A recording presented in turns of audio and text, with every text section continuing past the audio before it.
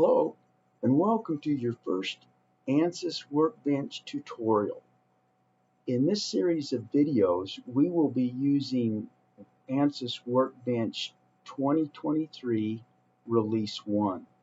So find the icon, double-click on it, and open up ANSYS.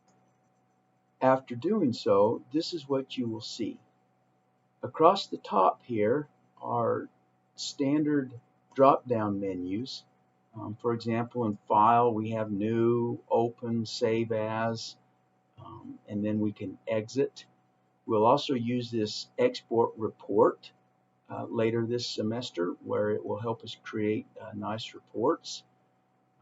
This scripting lets us save some script files and run script files, which will save some button clicking for us. And ANSYS Minerva is a professional simulation data management program that helps us manage simulation data. Under View, you can see that you can set up your windows how you want them, and this is kind of a standard drop down. Under Tools, we will click on Options, and this is where you will come and set options for the different packages that you'll be running in ANSYS Workbench. For example, for us on Geometry Import, we'll click on that, and we want to make sure that this says Space Claim Direct Modeler. So if we come over here and click the drop down, the default will probably be on Discovery for your system, and you will want to change that to Space Claim Direct Modeler. And once you do it once, it should be set that way, but that's a big change or note that you'll want to make sure that you do. The other thing that you can look at is the appearance and change the appearance of some of your slides if you want to work with a different background color and things like that. Other than that, I pretty much leave the options alone. So I'll go ahead and click Cancel. Under Units, you need to be careful with the units in ANSYS Workbench and make sure that you're using the units that you think you are. And you can see here we have several different options. We have SI units, and then we have metric, and the temperatures and things are different a little bit there. We also have US customary and US engineering. We will typically use the metric or US engineering, and you can select those as desired. This OptiSlang is an optimization part of ANSYS, and it's an incredibly powerful optimization platform that has been improved over the years, and we will use that later in the semester. Extensions, this is where you can write code in different languages and then run that code as script. Jobs, this will kind of help us monitor our jobs, and then the standard help. Along here is a row of icons that deal with Minerva. We won't do anything with this, and so you can ignore this row of icons. This lets us go straight to OptiSlang. Here are some shortcuts to saving files and opening folders and so forth. Here on the left-hand side, under Toolbox, we have Analysis Systems, Component Systems, and so forth. And these are the different tools that we will use to solve problems. Most everything we do will be in Analysis Systems. And when you click on the plus sign with your left mouse button, it opens up all the different systems that can be modeled in ANSYS. We will mainly use static structural because of the topics covered in this course. But you can also see that you can do transient structural, where loads are changing over time. You can see that you can do static acoustics, where you have pressure fields. You can see that you can do random vibration and rigid dynamics. This would be like kinematics and motions of mechanisms. You can do harmonic response, where you look at the response of a vibrating system due to harmonic inputs.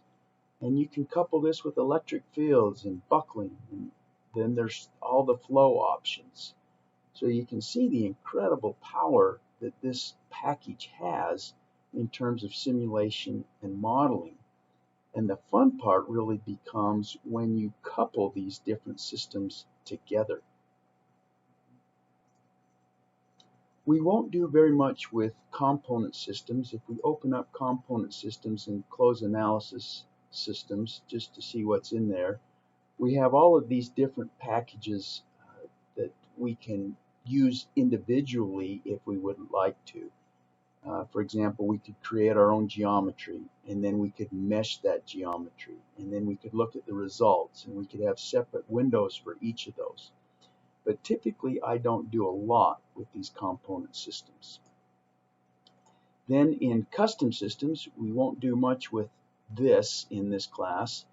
FSI is a really interesting technology. It stands for Fluid Structure Interaction.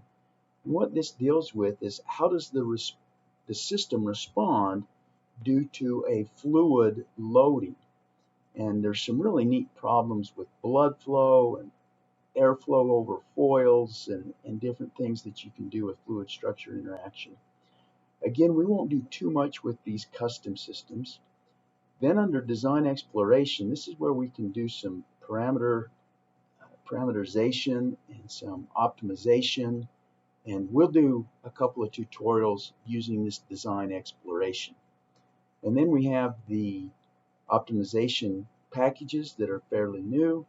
And ACT is an application customization toolkit that lets us kind of set up ANSYS for some of the particular needs that we want to have on a regular basis.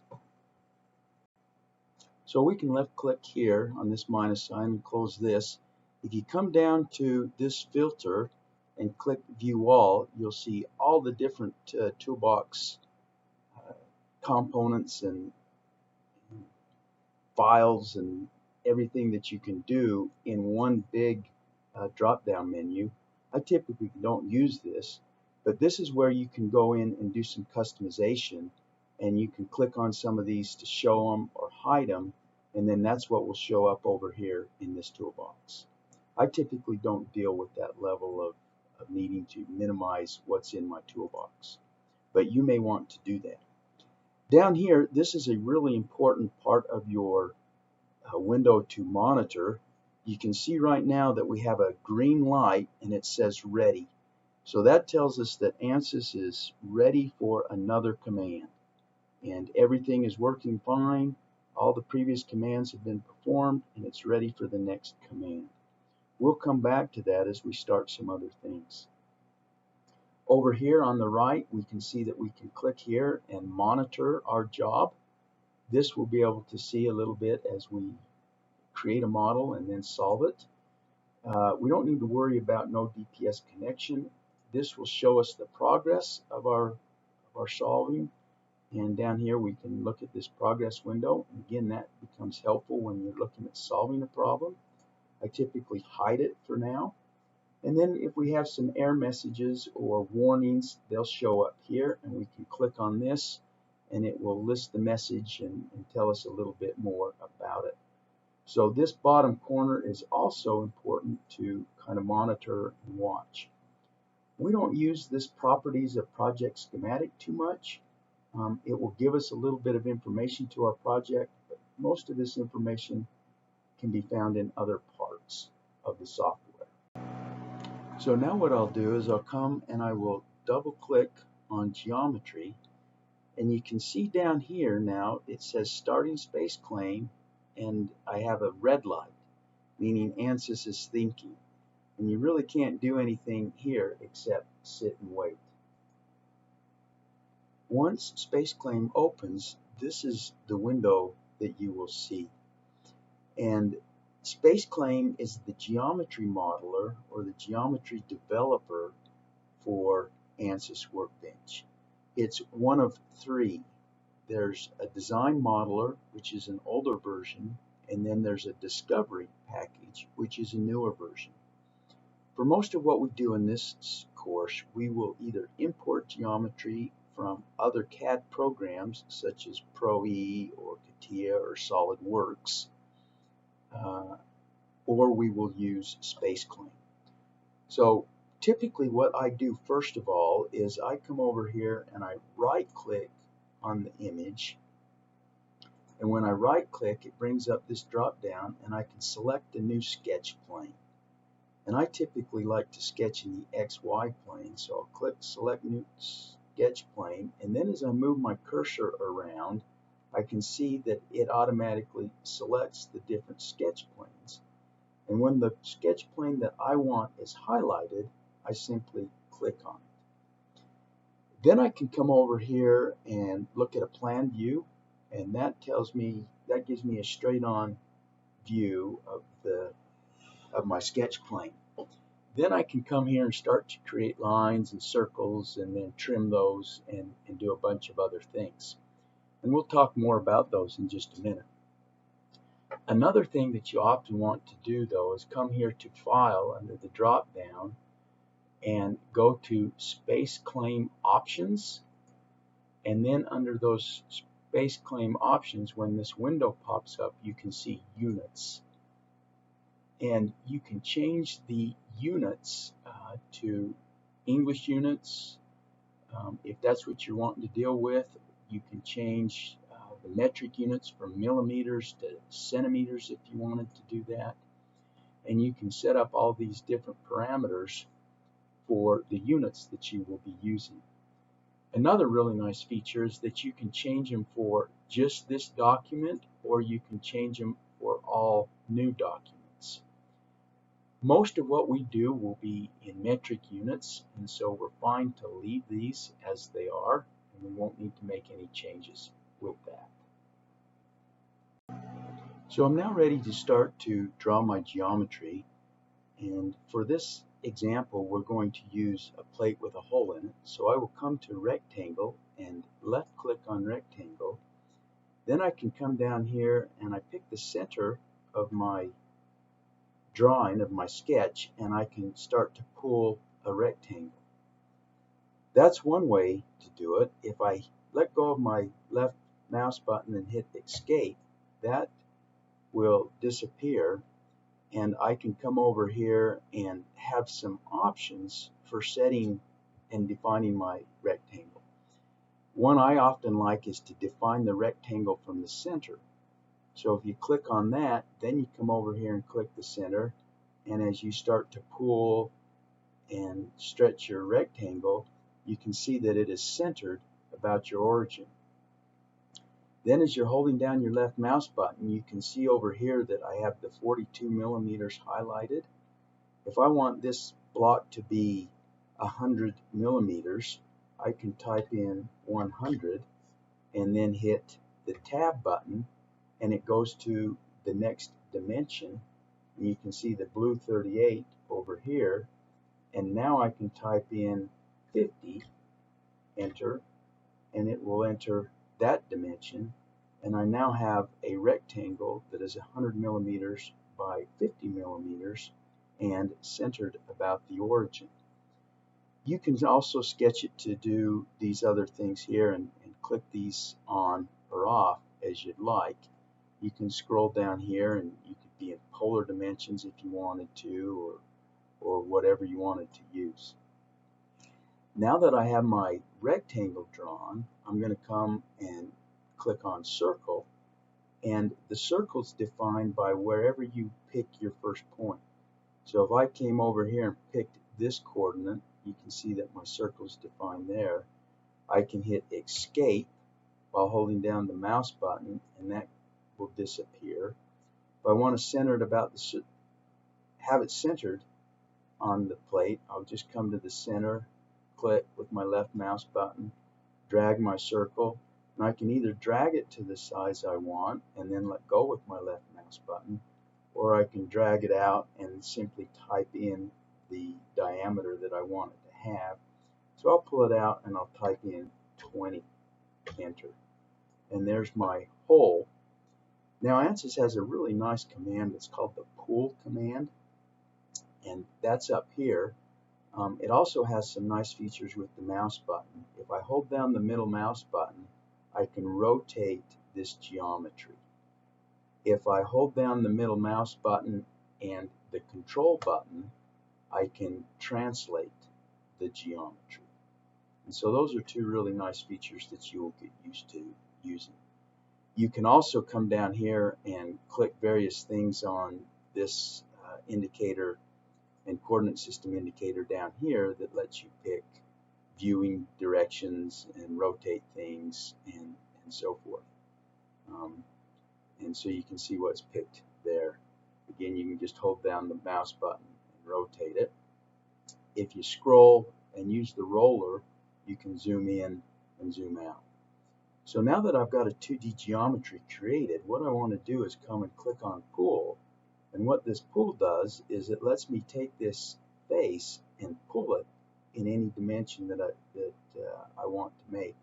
So I'm going to pull this in this dimension, and let's say that I want to make it 10 millimeters in thickness. So I'll pull it in the direction I want, I'll type in 10 and hit enter, and now I have my solid body, I have my plate with my hole, and my geometry is pretty well done for this model. To reorient it, I can come over here and click orient, and I have several drop downs here that I can use. I can look at the top, I can look at the front, and so you can kind of use those. You can also use these commands here. Another nice feature that sometimes when you get a busy model and you want to double check some dimensions, what you will do is you'll come across the top here to measure, and then you'll come over here and click on the measure tool, and then you can come over here and say, for example, left click on that line, and then you can hit the control, left click on that line, and it tells you the minimum distance between these axes is 100 millimeters. It tells you the angle between them and kind of gives you some dimensions that could be useful. Then I could just left click on this line. It tells me that that line's 10 millimeters long and it's at a 90-degree angle from the adjacent surfaces. And so this measure command is really nice when you have a more complicated geometry and you're just trying to make sure that you have the values in your model that you think you have. So after we've created our geometry, we can actually minimize this window, and you can see that now under geometry we have a green check where ANSYS is saying, hey, your geometry's fine, you've got a valid geometry in there, and you're ready to go to the next step. So doing that, going to the next step, we will double click on model, and as we do that, we see that we get the red light again, and it says it's starting mechanical. This will take some time, so we'll come back after this has come up. This is what it appears like when you have opened ANSYS Mechanical. Again, across the top we have File, where we have our standard file, save projects, and so forth. Then we have Home, and this takes us back to our working page. Those are the main ones we will use. The rest of these we won't use too much. You can use selection and pick the way you select different things, and you can change your display and so forth. And you may find those useful. I have just found other ways to do it more useful than these. So coming back to Home, what you want to do is come to the project tree. I'll call this the outline tree or the project tree, and again we just start at the top and work down through to create our model. So we have our project, we have our under model, we have the geometry imports, and if we click the plus sign there, you can see that it's got a geometry with a green check, which means it's okay. Here, if we click the plus sign on that geometry, we see that we have a system solid. So we have one solid body in here. If we had other bodies and other components, those would also show up under geometry. Then I can open up the materials drop down, and I can see that I have structural steel and aluminum. And so both of those are available for me to use in this model. If I were to come here and minimize this window and come back to engineering data and add a third material, then when I came over here and came back to ANSYS Mechanical, that new material would show up under this drop down. I can click on structural steel and I can see the properties that have been entered. And I can make sure those are the properties that I want my structural steel to have. And I can do the same thing for my aluminum alloy. So you'll want to check each one of those and make sure you have green check marks by all of those as you proceed down through the development of your model. Coordinate systems, this is where you can add a new coordinate system if you want to. We won't need to do that for this model, but in the future we will want to do that. If I want to get back to looking at my geometry, all I have to do is come back up here and click on geometry from materials. Now we're ready to mesh it. And what meshing means is this is where ANSYS breaks your system into the finite elements and the small little components and elements that make up the model. This can be a very complicated task, and many people have spent their entire careers developing meshing algorithms. This model will pretty much just use the defaults for. So if I click on mesh, you can see that it has this lightning bolt there, and that lightning bolt means that we still need to mesh this model. This task needs to be done.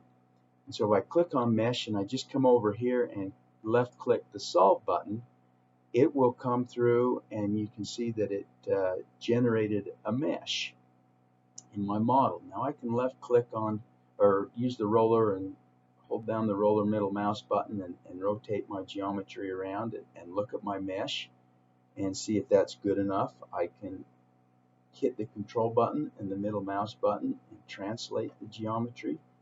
And I can use my middle roller to increase the dimensions or the size of the geometry. Down here, this kind of gives us a scale showing the scale that's used in our geometry to kind of help us get a feel of the size of the thing. And then over here I can do similar things where we click on these and rotate our body around to get the angles and stuff that we would like to see. Down here along the bottom, ANSYS has created a mesh quality worksheet.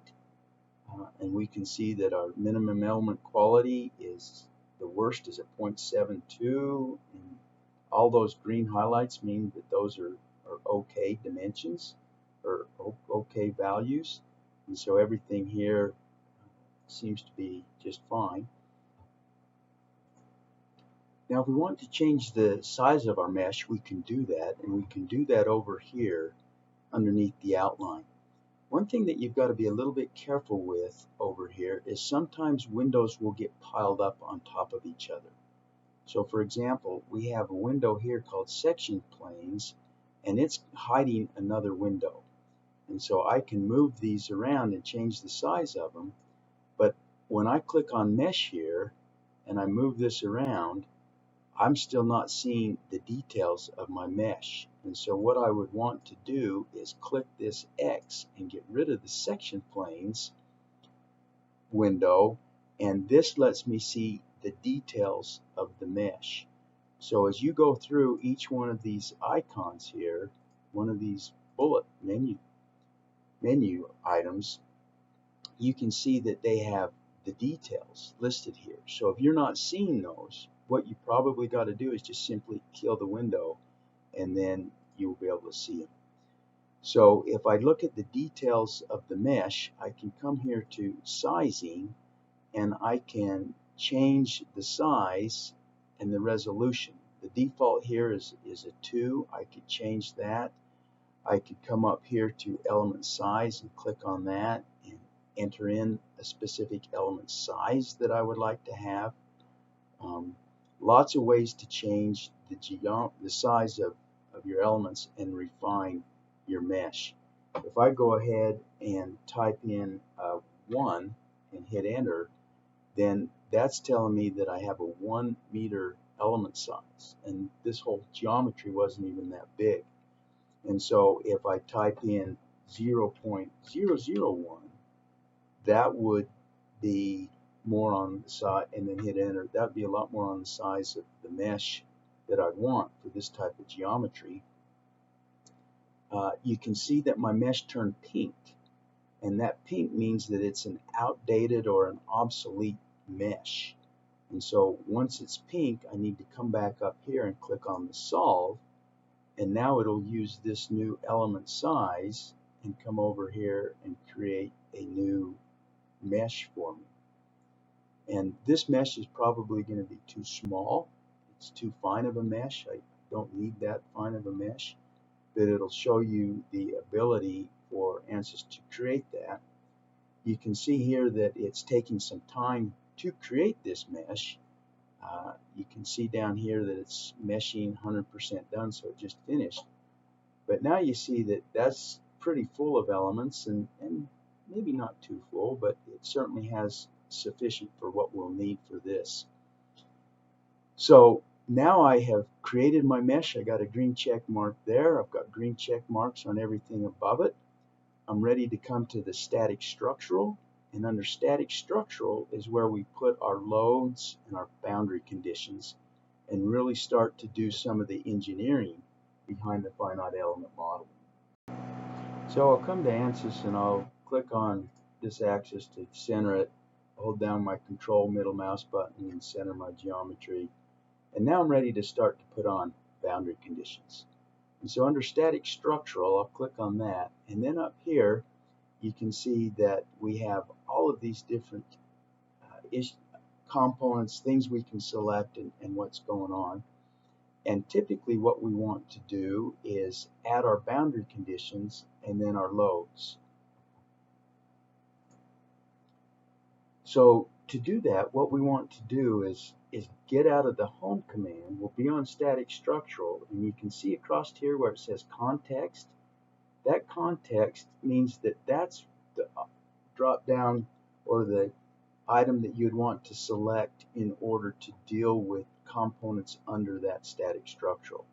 So we will click on environment under context, and then it brings up all these abilities to apply loads and boundary conditions. So first off here are the different loads that we can apply. If we click on loads here, it gives us a drop down. We can see we can add a pressure, a remote force, bolt pretension, bearing loads, and so forth.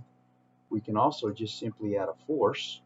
When we do that, we can see that that force appears over here. And when it appears, it comes down here and it says details of force. And this is where we need to come in and enter like the magnitudes and the directions of that force.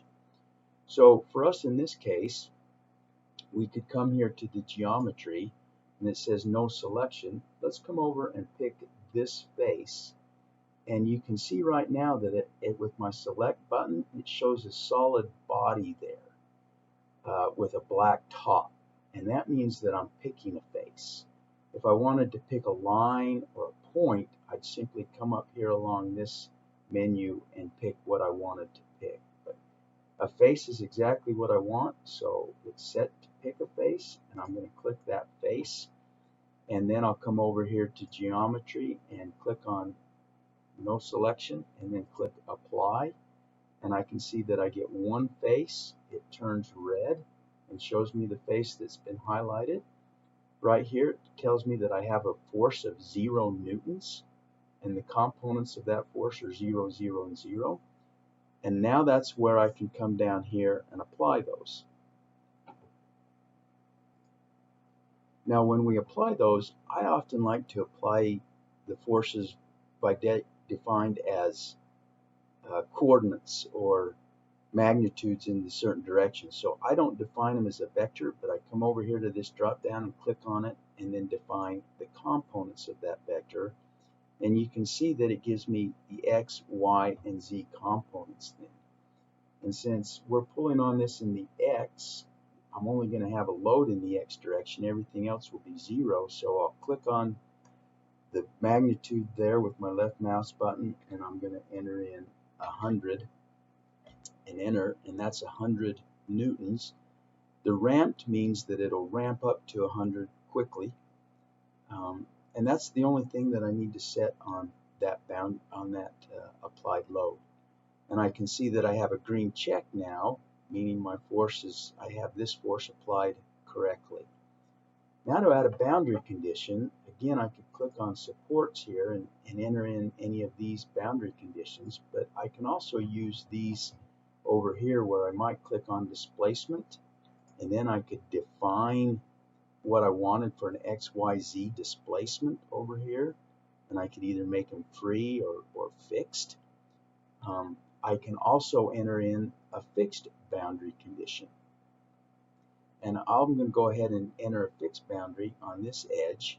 So I click on the fixed support, I come to the geometry selection and left click, and then I will come over to the face and I'll left click that face. Then I'll click on no selection and click apply, and I see that I have one face there, and I have my fixed support, and now I have a green check mark by my fixed support. You can see that I didn't finish the displacement, so I'm going to go ahead and right click on that and then hit delete and click yes and delete that unwanted displacement support. So now I've applied my force and I've applied a fixed support, and I'm ready to come and start to look at what I want for a solution. So to do that, I'll click on solution, then I'm already on context, so everything under solution shows up, and I can come here and click on the drop down and look at total deformation. I can come and look at the stress, and oftentimes we'll look at what we call the equivalent stress or the von Mises stress, so I can click on that. I can look at all these other different things. I can define some results. I can define some results that are described by Python code, and I'm ready to pick anything that I would like to look at and then have it show up over here. So you can see that I have yellow lightning bolts here and here, meaning it's ready for a solution. I have red lightning bolts here. So if I come up here and hit the solve command, we'll see that everything turns green and it starts to try to solve this problem. Down here you can see that it's building the mathematical model. It's 10% finished.